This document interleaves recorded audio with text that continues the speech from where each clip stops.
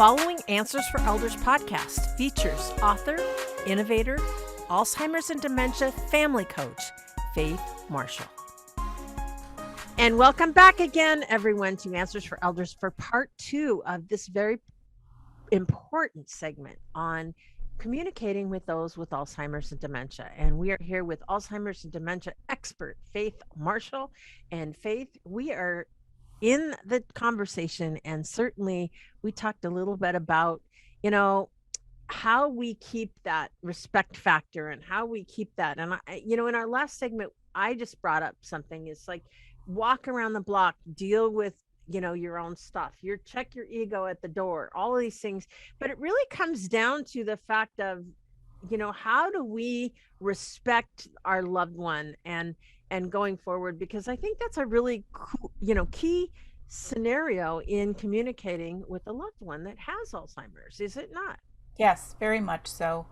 I experienced this with my mom, and I'm studying to be a dementia consultant where I can actually help families with a lot of these steps directly. Mm-hmm. And I've learned so much in this year-long training that I've been in. I'm excited to have the tools to help them.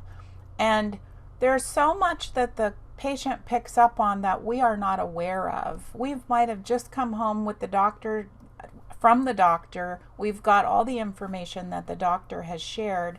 We're on the phone with our brother, passing on all that information as if the patient isn't present. And the patient is getting that repetition of hearing that information that in most cases isn't positive. So when we're with the patient, we need to respect them, and we need to talk to them, not about them. We need to talk with them, and as if they are understanding what we're saying, even if we have it stuck in our head that they don't. Right. And the other thing to this too is like you talked about in the last episode, our energy when we're talking to our brother about what the doctor said isn't necessarily a positive energy. So some of those conversations need to happen. They may not be, some of the parts of those conversations may not be best served for the patient, having it with the patient, about the patient, without engaging them. Now, some early stage, they're right there with you. They remember what the doctor just said, and you're talking to them and you're respecting their feelings about it versus just focusing on the statistics or all the things that the medical professionals are geared up to provide for us is not always positive. So we always want to instill hope. Yeah. And I think part of how families deal with it is that, like, for example, a doctor might say, mom can only have thickened liquids because she can't swallow. But on the other hand, the flip side of that is the fact that, well, guess what? Mom wants water. And so it's up to you, if you are their power of attorney or dealing with that, is to be their advocate, because sometimes they can't speak for themselves. So to listen for key things that when you know that person and when you realize that, mom doesn't like, orange juice and you keep giving it to her and she doesn't like it. It's not that she's refusing to eat, but again, it's paying attention to the details, I think, is one of the things that a lot of us, we just get so busy in our days that we don't think about what are the things that are most important to our loved ones. And it's not about us. It's not about what we think. It's their life still. And I think that's something that sometimes we lose track of. Wouldn't you say that's true? Yeah. Well, I think we get caught up in focusing on the safety, and we get caught up in focusing on their nutrition. And well, you need vitamin C, so the most logical choice is orange juice. But we forget that mom prefers grapefruit juice, or whatever the alternative is. Somebody told us to do this, so we're going to do it. Right. And so things just need to be cooperative, and there's a lot of thought that has to go into even opening a conversation with them about something. And we're tired as a caregiver, and the last thing we want to do is negotiate in our head how to present this. But there's tools available. There's people that can help with those conversations, and so that you can focus on yourself and your energy and how you're presenting this. And I think families are trying their hardest and doing their best, but there's a lot of this stuff that they just don't know. I didn't. You know, No. you don't talk about the patient as her. You talk about, Corrine or mom, and trying to be open with them about, I want to help you with this. So what if we try this? And being cooperative and being in a loving way. And not combative, and basically, what's happening today in the news is not what's on their mind. No. And it's interesting too that, when you brought up a really important part. So sometimes we think family that's most important is their safety, or that we're really accurate with information. So when we talk to a healthcare professional or whatever, I remember, my mom would say something totally that wasn't true, but it was in her mind, it was true. And I remember correcting her. And it's like, that's not what you do. It's like, and I learned, thanks to a coach like you, someone told me, the truth is pretty much irrelevant when you have Alzheimer's dementia. It's their perception. Yeah. And so it's learning to, again, it doesn't always have to be, the details always don't have to be correct. Yeah. And understanding that piece, that sometimes, we may view things as a different way than your loved one is, but their reality is their reality. And sometimes that can get lost in the picture. I think the other part of respect factor is how many people say, Mom, remember when we did XYZ. Well, Mom may not remember, so it makes her feel bad. Or Right. Dad, do you remember you always like to go fishing to Lake Chelan? And Dad doesn't have any memory of that, because that was only, a long time ago that he may have lost that piece. And understanding that when you start asking those questions, it can put them in a difficult situation, because they feel like they're left out because they don't remember. Exactly. And I also think that the word remember is a trigger.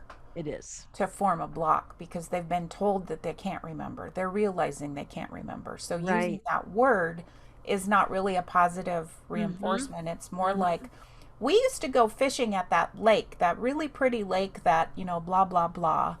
Was it Lake Chelan?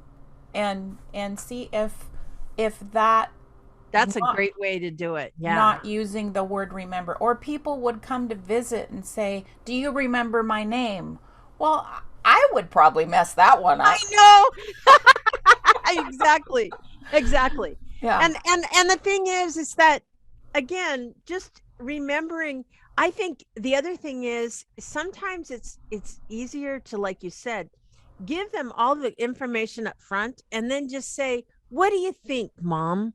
Or what do you think, Dad? How about if we go to lunch? Is that a good, what do you think? So it's all of a sudden it's an inclusive mindset. Yeah. Feeling like this is where we are today. And how about if, we do this together? Right. So or what are you hungry for? I'm hungry for fish and chips. Hint, hint.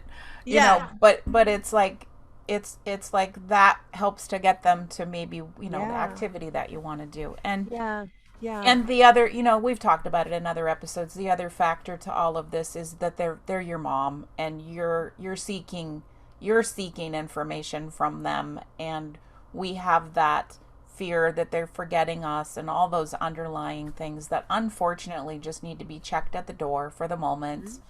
And talking to friends and helping clear that out without involving the patient themselves, and just have the focus be on the patient. And I think so many of us just want to do what's right, but we don't have the tools to know what that is. Right.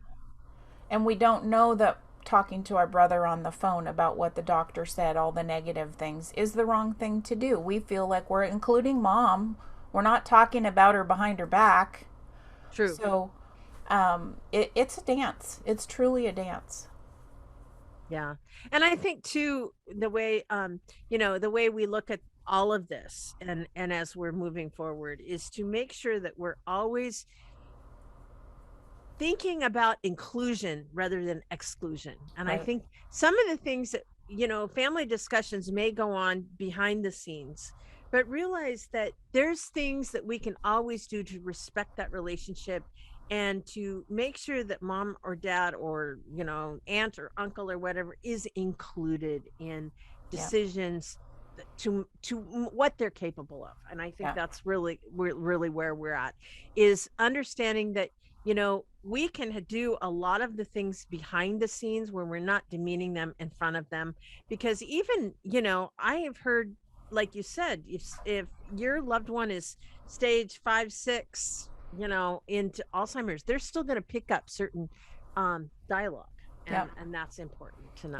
In terms of our senses, as a hospice volunteer, I've always taught people that the hearing is the last to go. So their eyes may be closed, they can't hear you, but they can't communicate with you, but they can still hear you. Right. And what you're communicating to them shouldn't be the negative of pulling the plug or whatever's gotta happen. It should be the positives of, accepting and mom, we love you, and if you want to go, you can go. Right. That's a whole nother episode. But just the fact that don't forget that they can still hear you whether you think they can or not, because the hearing is always somehow miraculously conscious. That's a really good point that you bring up. And certainly one of the things you brought up too was energy. And I think what I would love to talk about our next segment is how to change the energy. If you're dealing with an antagonistic, maybe dad's antagonistic, dad doesn't want to move, anything like that, what can we do to change that? And so everyone, Faith will be right back right after this. And that's one of my most exciting topics to talk about. Yay! We would like to thank you for joining us in this podcast. Faith is here to support you and your family on this journey. She will help you to come together in harmony, creating the best team in advocating for your loved one's care.